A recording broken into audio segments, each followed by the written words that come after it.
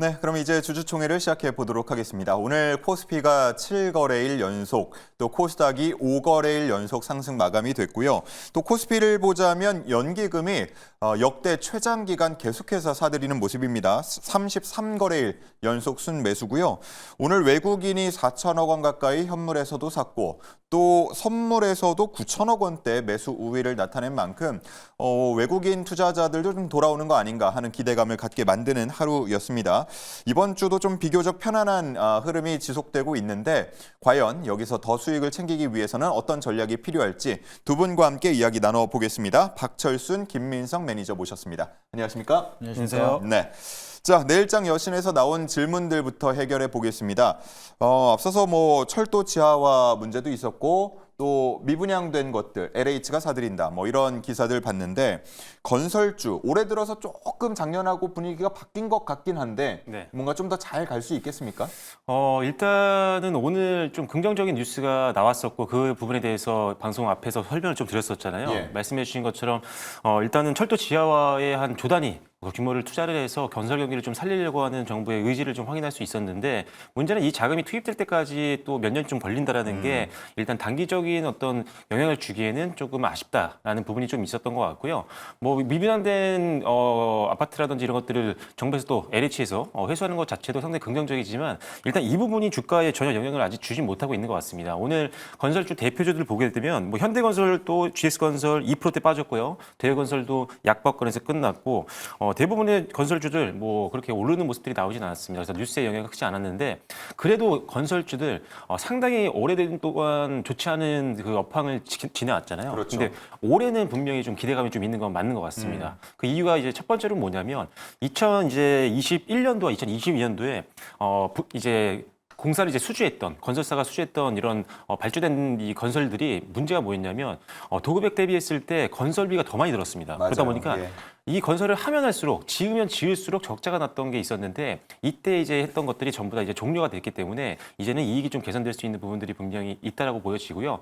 아시다시피 최근에 이제 우크라이나 재건에 대한 기대감도 좀 생기고 있다 보니까 또 추가적인 성장 모멘텀이 우크라이나 쪽에서도 올 수 있다라는 점도 기억하시면 될 것 같고 더 하나 좀 더 나중에 기대가 되는 건 뭐냐면 또 금리 인하가 또 되게 되면 건설업체 쪽에서는 사실 부담이 많이 줄 수밖에 없는 상황이거든요. 예. 물론 지금 미국도 그렇고 우리나라도 지금 동결을 하고 있는 그런 상황이긴 하지만 결과적으로 천천히 시간의 문제일 뿐 금리 인하를 할 확률은 분명히 있기 때문에 전체적으로 봤을 때 여러 가지 부분에서 올해는 천천히 건설 업황이 좀 좋아질 수 있는 가능성이 많이 높아지고 있는 것 같습니다. 다만 이제 실적이 아직은 나오지 않는 종목들이 많다 보니까 대형주 중에서는 제가 봤을 때는 GS건설과 그리고 DL-ENC 같은 경우는 영업이익이라든지 아니면 순이익 같은 것들이 이제 서서히 턴어라운드가 보이고 있는 상황이거든요. 그래서 일단은 지금은 그래도 실적이 나오는 종목들 위주로만 선별적으로 대응하시고요. 업황이 확실하게 우상향하기 시작할 때는 이제 작은 종목들도 한번 건드려 보시면 좋을 것 같습니다. 네, 좋습니다. 당장 매력적인 투자처라고 하긴 어려울 수도 있겠습니다만 어쨌든 건설사들이 좀 이익을 볼 수 있는 그런 한 해가 기대된다라는 분석이었고요. 자, 다음은 두산그룹에 대한 기사가 있었습니다. 자, 시총 그룹사로 따지면은 이제 10위다라는 얘기가 있었고 저는 귀에 쏙 들어왔던 게 이제 9위 카카오그룹을 넘기가 어려울 거란 전망이 있다. 이런 내용도 포함이 돼 있었는데 한 2조 원 정도 차이가 나거든요. 네. 어떻습니까?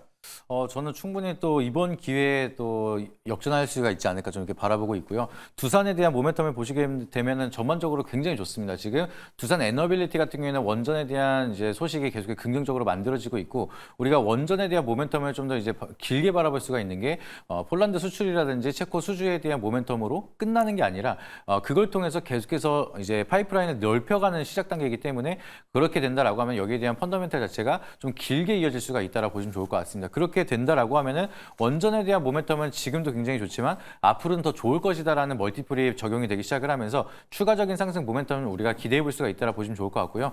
두산 에너빌리티는 역시나 지금 52주 신고가 영역으로 계속 올라가고 있는 모습에 두산도 좋은 흐름이 계속 만들어지고 있습니다. 그리고 뿐만 아니라 두산 밥켓이라든지 두산 로보틱스 같은 경우에도 로봇 산업에 대한 기대감 계속해서 커지고 있는 상황 그리고 우크라이나 재건주에 대한 모멘텀이 같이 맞물리기 시작을 한다라고 하면은 두산 밥켓에 대한 모멘텀도 더욱더 커지게 될 될 수가 있습니다. 그러면 계열사 전반적으로 다 좋은 소식이 만들어지고 있기 때문에 그렇게 된다라고 하면 두산에 대한 모멘텀은 추가적인 상승 여력이 아직까지 많이 남아 있는 상황이다라고 보시면 좋을 것 같고요. 큼지막한 이슈들이 좀 자회사들이 다 가지고 있는 이슈이기 때문에 여기에 대한 모멘텀이 제대로 부각을 받는다라고 하면은 충분히 좀 상승세가 지속이 되면서 역전도 가능하다라고 좀 바라보고 있습니다. 네, 두산 에너빌리티가 뭐 올해에만 60% 넘게 상승을 했고 지금 뭐 시총이 거의 20조 원 가깝기 때문에 한 10%만 더 오른다고 하면 역전도 충분히 가능하지 않을까. 물론 다른 게 가만히 있진 않겠습니다만 그런 기대도 해보면서 궁금해집니다. 두 그룹의 대결 한번 지켜보도록 하겠고요.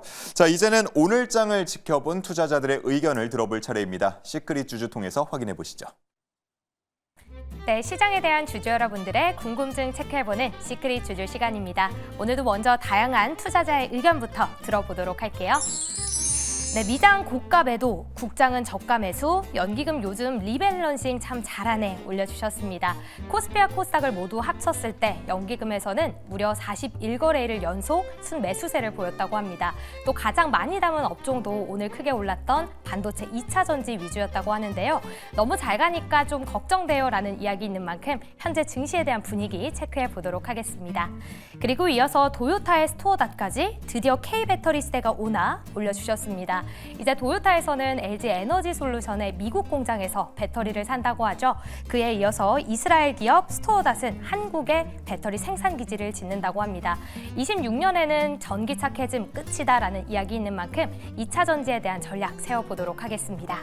또 진짜 관세로 세계 지배하려고 그러나 자동차에 반도체까지 건드리다니 올려주셨네요. 이제 전기차 25% 관세 눈앞으로 다가온 모습입니다. 이에 대해서 이제 의약품도 더 강할 거다라는 이야기 있는데요. 대응 전략 함께 이야기 나눠보시죠. 다음 내용도 더 많이 있으니까요. 함께 들여다보도록 할게요. 네, 트럼프 다음은 오만이요. 조선은 호재가 끊이질 않네 올려주셨습니다. 오만의 기업이죠. 아샤드 쉬핑이 오만 증시에 상장을 준비하고 있다고 합니다. IPO가 끝나면 30척의 발주를 준비하고 있다고 하는데요. 그 수혜 기업으로 국내 기업들 언급되고 있다고 합니다. 그럼 국내 기업들 중에서도 가장 크게 수혜받을 수 있는 조선주 함께 찾아보도록 하고요. 또 아니 스타게이트의 3배 규모 데이터 센터를 국내에 짓는다고 왜? 라고 올려주셨습니다. 세계 최대 규모의 데이터 센터 전라남도에 들어선다고 하죠. LS그룹 3세가 몸담고 있는 미국 벤처 기업이 주도를 하고 있다고 하는데요. 굳이 한국에 거점을 둔 그 이유는 무엇인지 이야기 나눠보도록 할게요. 그리고 마지막으로는 중국 때문에 이제 DDR4 안 만드나는데 칩스법 수혜 좀 받았으면 올려주셨습니다. 삼성전자, SK하이닉스 모두 중국의 저가 공세로 D램에 대해서 이제 생산을 중단한다고 하는데요. 칩스법 이제 조금씩 좀 속도를 내는 만큼 앞으로 수혜받을 수 있을지 함께 들어보도록 하겠습니다. 네, 오늘 뭐 투자자들이 여러 방면에서 주목을 했지만 아마 가지고 있는 분들도 가지고 있지 않은 분들도 이 2차 전지의 상승세를 주목하셨을 것 같습니다. 오늘 LG 에너지 솔루션의 정기 주총이 있었고요. 거기에서는 이제 뭐 김동명 LG 엔솔 사장의 또 기자 질의응답이 있었습니다. 자동차 관세 부과는 다 예상했던 시나리오다. 그리고 캐즘은 2026년에 종료될 거라고 했던 기존의 관점, 지금도 유효하다라는 얘기였거든요. 자, 오늘의 상승세 어떻게 보셨습니까? 일단 LG 에너지 솔루션의 이슈 전에 방금 말씀드린 내용 전에 오늘 그냥 호재를 좀 보자고 한다면 예. 일단은 도요타가 이제 LG 엔솔에 배터리를 이제 배터리를 주문을 하겠다 이런 내용들이 나왔던 부분 그리고 탑 머티리얼즈라는 이제 중소형주가 지금 중국 쪽 해외 쪽으로 일단 조 단위의 또 수주 공급 계약이 체결됐다는 부분들이 일단 가장 큰 호재였다고 보여지고요. LG 엔솔 이제 방금 말씀드렸던 사장 분께서도 일단 기본적으로 2026년도에 캐즘이 이제 끝날 것 같다 이런 언급을 했던 게 반도체주에게는 뭐 호재로 작용할 수 있는 부분이긴 했지만 단순히 이걸로 들어왔다기보다는 저는 사실 최근에 이제 저평가 종목들 그리고 바닥권에서 이제 외국인들이 들어가고 있는 종목들의 어떤 단기적인 반등 정도로만 좀 평가를 하고 있는 상태입니다. 그 이유가 뭐냐면 일단 전기차 쪽 특히나 2차 전지 쪽을 아직은 너무 긍정적으로 보고 큰 비중을 베팅하기 어려운 부분들은 아주 단순 명료합니다. 왜냐하면 일단 기본적으로 실적이 아직 안 나오고 있는 거고요. 턴어라운드가 잘 나오지 않고 있는 상황이죠. 그리고 수출액이 극적으로 지금 반등이 나오고 있는 것도 아니고요. 거기다 이제 추가적으로 전기차 판매량도 굉장히 부진한데 가장 큰 시장 중에 하나인 북미라든지 아니면은 유럽 같은 경우도 12월과 1월 달에 그렇게 판매량이 좋지 않았었거든요. 그러니까 전방 산업 수요가 그렇게 좋지 않은 상황인 거고요. 거기다 추가적으로 선행 지표 같은 것들도 좀 약하다 보니까 선행 지표가 좀 돌아서 줘야 실질적으로 이제 큰 자금들이 들어올 수가 있는데 리튬 가격이라든지 이런 것들이 반등이 세게 나오지 않고 있다 보니까 아직은 적극적인 매수세가 들어오면서 추세적인 반등이 나오기에는 아직은 좀 어렵다라는 판단입니다. 하지만 일단 기본적으로 실적이 나오는 종목들은 상대적으로 상당히 강하게 움직이고 오히려 오늘만 오른 게 아니라 그 전부터 상승세가 좀 나오기 시작을 했었는데 그래서 이제 실적이 나오는 2차전지 관련된 종목들은 괜찮지만 나머지 종목들 대다수의 종목들을 너무 지금 적극적으로 매수하기에는 조금은 보수적으로 보는 게 훨씬 더 좋겠다. 이렇게 말씀드리겠습니다. 예시를 들어드리면 PNT 같은 경우가 사실 이번 달 들어서 상당히 많이 올랐거든요. 이번 달에 4만 원 밑에 있던 종목이 오늘 장중에 5만 원까지 찍었습니다. 그러니까 25%가 오른 거죠, 단기에. 그 이유가 뭐냐면 이 회사는 롤트롤 기반의 이제 2차전지 사업이라든지 반도체 사업을 하고 있는데 실적을 보시면 아시겠지만 거의 2배 넘게 올랐습니다. 영업이익이 2배 이상 700억 원대에서 1,600억 원대까지 작년에 올렸고요. 그다음에 순이익 같은 경우도 2023년도에 685억 원이었는데 작년 1,400억 원대까지 끌어올리는 모습들을 보였습니다. 그러다 보니까 실적이 대비했을 때 너무나도 극적 평가라는 매력이 부각이 되고 있는 상황이어서 지난번에도 2차전지 말씀드릴 때 오히려 실적 나오는 이런 PNT를 보라고 말씀드렸던 거고 또 하나를 더 말씀드리자면 TSI라는 종목도 최근에 흐름이 되게 좋았고 오늘도 좋았습니다. 이 회사는 이제 믹싱 장비를 만들고 있는 회사인데 이 회사도 동일해요. 실적을 보시면 아시겠지만 20억 원대 영업이익을 기록했던 회사가 작년 전체 영업이익이 156억 원까지 올랐습니다. 그러니까 역대급을 기록했거든요.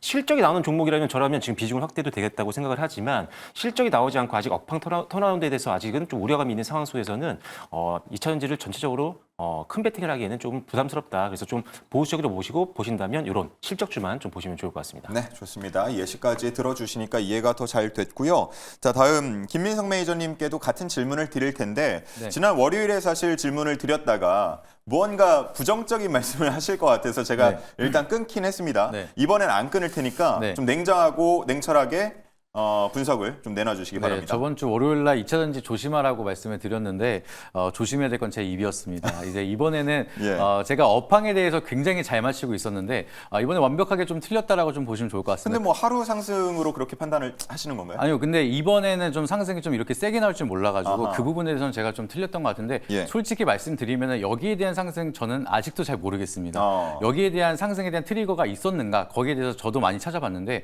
납득이 될 만한 이슈는 딱히 없었다라고 좀 생각하고 있거든요. 그래서 뭐 26년도에 이제 캐즘이 끝날 거다라는 기대감 그리고 업황이 바닥일 거라는 기대감 이런 거는 우리가 계속해서 생각을 했었던 건데 오늘 거기에 대한 상승 트리거가 과연 있었느냐 단순히 저가 매수에 대한 기대감 때문에 수급이 일시적으로 쏠린 건 아니냐 좀 이렇게 바라본다라고 하면은 저는 이쪽에 대해서 좀 포커스가 더 맞다라고 생각을 하고 있기 때문에 여전히 이제 철수 매니저께서도 말씀하셨던 것처럼 너무 적극적으로 매수를 하기에는 리스크가 크지 않을까 좀 개인적으로 이렇게 바라보고 있습니다. 그리고 최근 들어서 그룹주들이 굉장히 좀 같이 묶여서 움직여지다 보니까 우크라이나 재건 그리고 철강에 대한 모멘텀 이런 것들이 좀 같이 맞물리기 시작을 하면서 포스코 그룹들이 좀 강세를 굉장하게 보여주고 시작을 하고 그러다 보니까 2차전지 전반적으로 좀 강한 시세가 만들어졌는데 여기에 대한 지속성이 있을 건가에 대해서 생각을 해보면은 저는 아직까지는 좀 조심해야 되는 구간이지 않을까 좀 이렇게 바라보고 있어서 오늘도 역시나 좀 약간의 부정적인 말씀을 드리도록 하겠습니다. 알겠습니다. 뭔가 좀 본격적인 신호, 상승 신호가 나온다면 그때 또 분석을 내놔주시면 감사하겠습니다.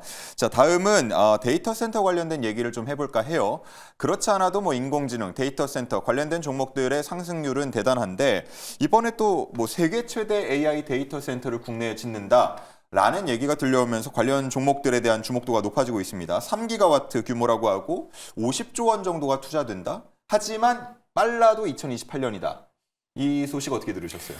네, 일단 뭐 데이터 센터에 대한 수요는 뭐 누구나 다 알고 있는 거라고 생각을 하지만 계속적으로 늘 수밖에 없는 상태이기 때문에 이 시장을 좀 선제적으로 이제 점유를 해보자라는 관점으로 LG 쪽에서 얘기가 나온 것 같습니다. 뭐 전 세계적으로 지금 LG뿐만이 아니라 빅테크 기업들도 이 부분에 대해서 상당히 공격적으로 지금 투자를 하고 있는 상황이다 보니까 이 관련주들도 굉장히 지금 주목을 받고 있는 상황이긴 한데 사실 지금 데이터 센터 관련해서 볼 거는 저는 사실 HBM밖에 없는 것 같습니다. HBM. 네, HBM이 지금 최근에 이제 뭐 딥시크라든지 이런 충격으로 너무나도 지금 약간 시장에서 관심이 조금은 줄어들고 있는 것 같은데 아직도 고성능 컴퓨터라든지 기업이라든지 연구소라든지 이런 쪽에서 고성능을 필요로 하는 쪽에서는 GPU를 안 쓸 수가 없는 상황이고요. 그러다 보니까 여기에 들어가는 핵심 부품인 HBM 수요는 당분간 뭐 끊이지 않을 걸로 지금 보고 있는 상태입니다. 그리고 주문형 반도체 이야기를 제가 최근에 많이 좀 드리고 있는데 주문형 반도체가 물론 당연히 지금 엔비디아를 좀 벗어나기 위한 빅테크 기업들의 어떤 선택으로 지금 중량 반도체를 선호를 하고 있는 거지만 아직은 또 이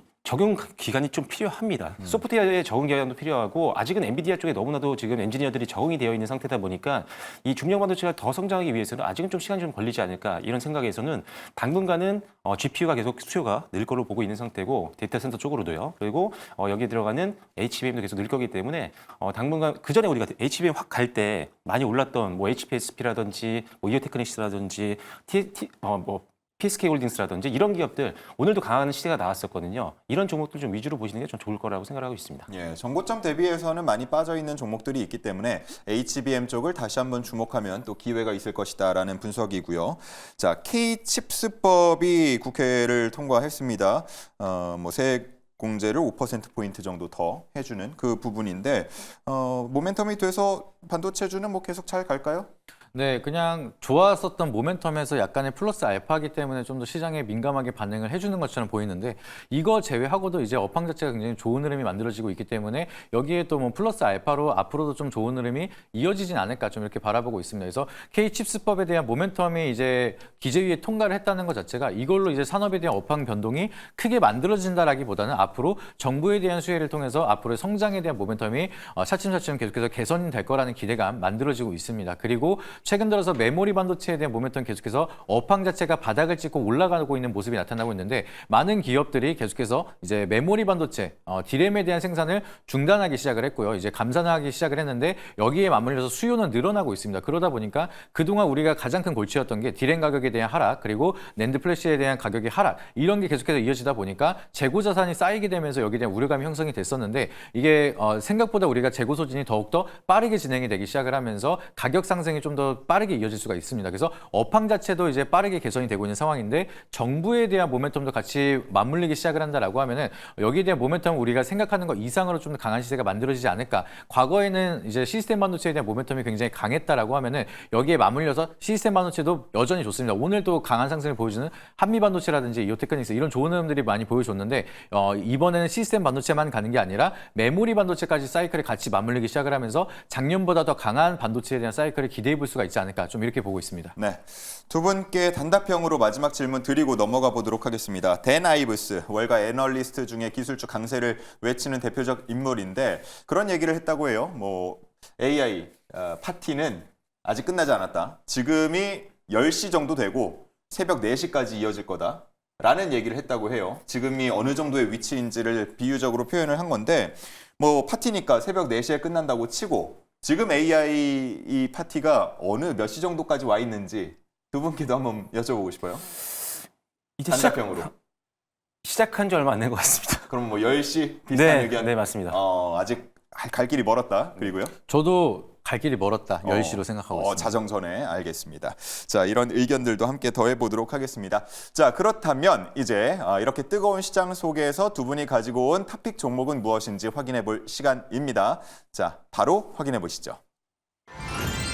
자, 앞서서 뭐 채팅방을 봐도 기대를 하는 분들이 정말 많더라고요. 왜냐하면 워낙 시장이 뜨겁다 보니까 과연 어떤 종목들을 가지고 올까 좀 좋은 종목들을 소개해 줬으면 좋겠다 이런 의견들이 있었는데 녹십자 웰빙과 파두가 등장했습니다. 이 이름을 보고 어떤 생각을 하실지 궁금한데요. 의견을 들어보고 또 한번 생각을 해보죠. 녹십자 웰빙이요.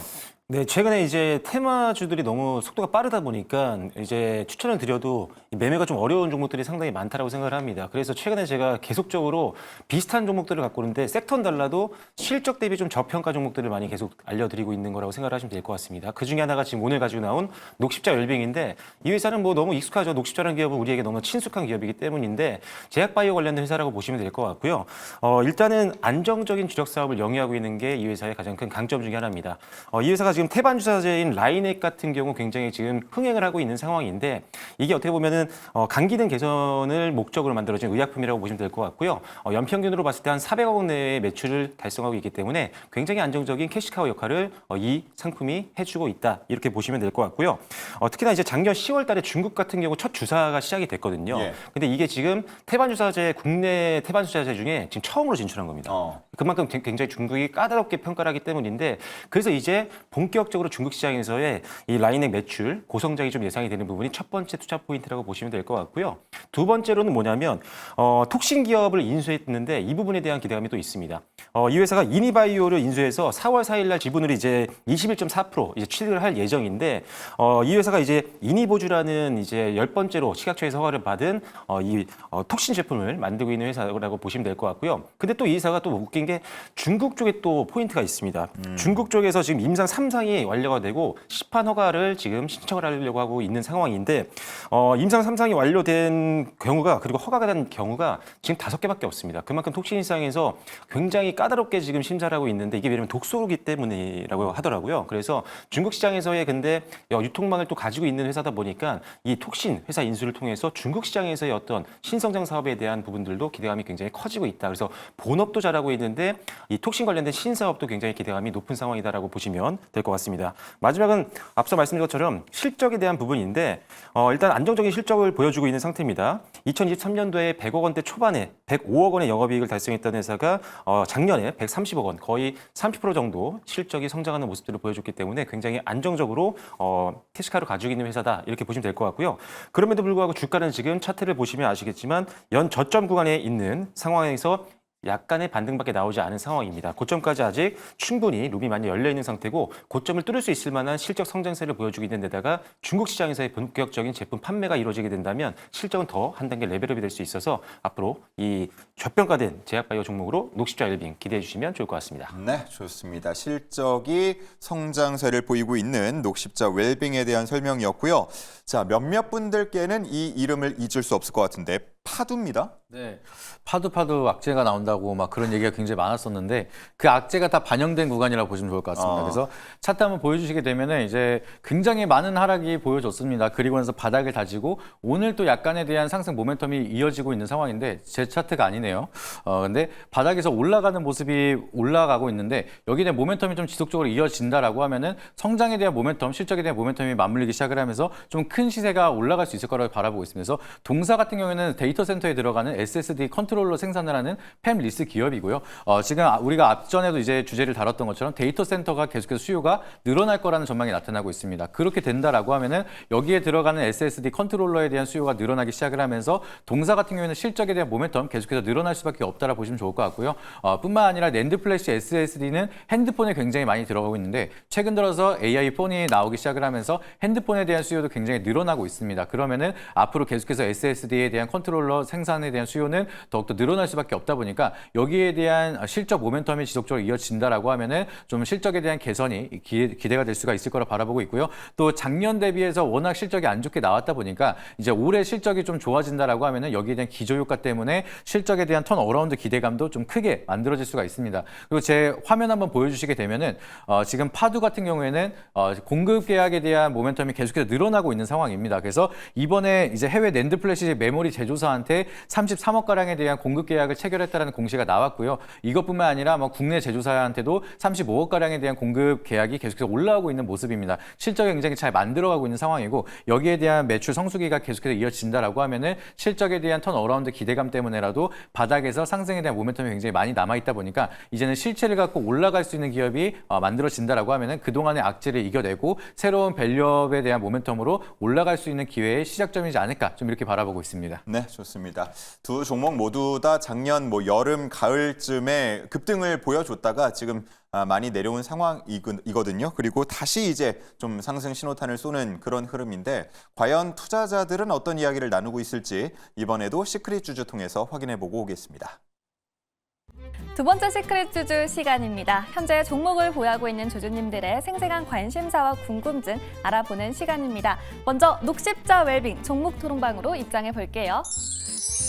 작년엔 2달 만에 2배로 올랐는데 올해도 한 번만 더 부탁할게라는 당부가 올라와 있습니다.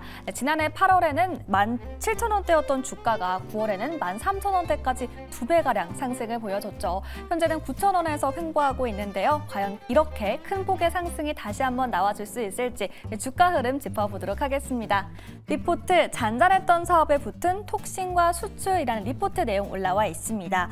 국내 톡신 기업인 이니바이오를 인수했죠. 이니바이오는 이 수출 품목 허가와 시각처 허가를 획득한 바가 있는데요. 이로 인해서 수출에 대한 모멘텀 가져가 볼 수 있겠습니다. 이어서 다른 의견들도 함께 읽어볼게요.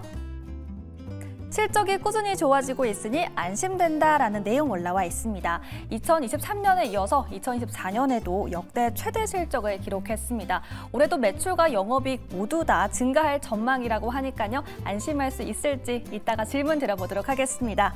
건기식은 진짜 계획이네. 물적 분할해도 어쩔 수가 없구나. 점점점 올라와 있습니다. 지난해 적자였던 건기식 사업을 물적 분할을 해줬지만 매출액은 감소할 전망이라는 전망이 계속 나오고 있는데요. 자세한 의견도 읽어보도록 할게요.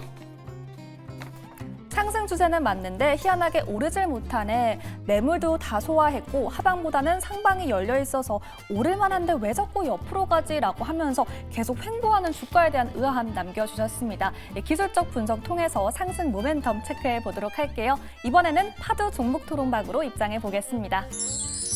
4만 원대 돌아가는 건 바라지도 않는다. 공모관까지는 돌아와줘 유유 올라와 있습니다. 2년 전 8월에는 공모가 3만 1,000원으로 상장을 했습니다. 이후 9월에는 4만 7,000원대까지 상승을 해줬는데요. 그 이후에 부진한 흐름이 지속되고 있습니다. 과연 공모가까지 다시 올라와 줄 수 있을지 잠시 후에 전략 채워보도록 하겠습니다. 리포트, 신규 고객사 확보와 수주 증가라는 리포트 올라와 있습니다. 신규와 기존 고객의 수주 증가로 인해서 실적의 회복을 기대해 볼 수 있겠다라는 리포트 내용 올라와 있고요. 다른 의견들도 열어보시죠. 전체 매물의 25%가 19,000원에서 21,000원에 몰려있어서 힘들겠는데 올라와 있습니다. 오늘 20%가량 급등을 하면서 19,000원을 터치해줬지만 이후 윗꼬리를 길게 달면서 오늘은 종가 17,730원으로 마감을 했습니다. 이에 대한 부분도 짚어보도록 하고요. 언제까지 적자 꼬리표 달고 있을래? 올해는 그 흑사전환 하자라는 의견이 올라와 있습니다. 지난해 매출액은 94% 성장을 해줬지만 2023년부터 적자가 꾸준히 이어지고 있는데요. 다시 흑자 전환해줄 수 있을지 기대해 보도록 하겠습니다. 이어서 자세한 의견도 함께 읽어볼게요. 사법 리스크는 이제 끝났나요? 작년 말에 검찰 송치된 이후로 소식이 없네요. 라면서 괜찮은 거 맞겠죠? 라는 궁금증이 올라와 있습니다. 파드는 공모가를 부풀린 이 뻥튀기 논란으로 인해서 작년 3월에 주주들이 집단 소송을 제기한 바가 있습니다. 이렇게 사법 리스크가 이제는 해소된 것인지 자세한 내용 인사이트 얻어보겠습니다.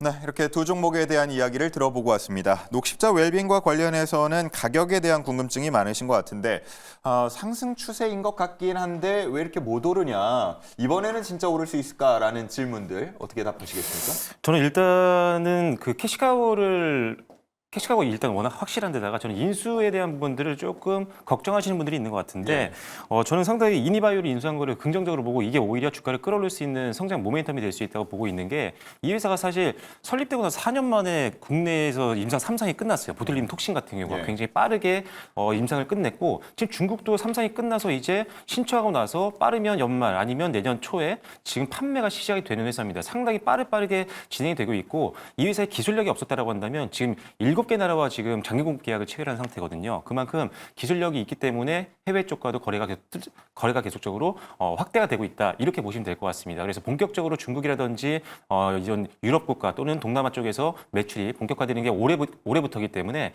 이런 걸 감안한다면 실적 성장, 그다음에 추가적으로 주가도 지금 바닥권이 아니라 중간 이상까지도 충분히 갈 수 있다고 보기 때문에 지금이라면 충분히 매수 가능한 구간이라고 보시면 될 것 같습니다. 예, 오늘 이제 9,500원으로 마감이 됐는데 쌓인 매물 다 소화한 거 아닙니까? 라는 의견도 있었거든요. 네. 올라간다면 어디까지 바라볼 수 있겠습니까? 네, 되게 그 분이 잘 보신 것 같아요. 그 글 쓰신 분이 뭐냐면은 일단은 지금 상방에 보시면 전고점 저항 정도는 있지만 매물 저항이 그렇게 많지는 않은 상황입니다. 그래서 저도 사실 전고점이 지금 한 1,500원 정도인데 이 정도는 뚫을 거라고 생각하고 있고요. 그래서 추가적으로 제가 본 1차 목표가는 매물 저항이 생기는 구간 바로 하단 부분인 12,000원을 일단 1차 목표가로 제시를 해드리도록 하겠고요.